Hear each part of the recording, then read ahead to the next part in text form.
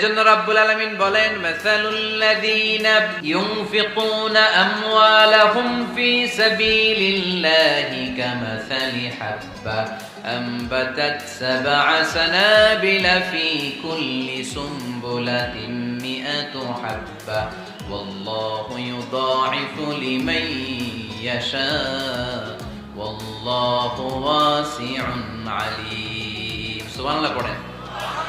আল্লাহ বললেন, এই যে তোমরা আমার রাস্তায় দান করো, এটার উপমা একটা চারা বীজের মতো। এই চারা বীজ জমিনে গেড়ে দিলে সেখান থেকে 60টা শীষ গজায়, প্রতিটা শীষ থেকে 100টা করে দানা হয়, প্রতিটা শীষে জন্ম নেয় শত শস্য দানা। সুবহানাল্লাহ।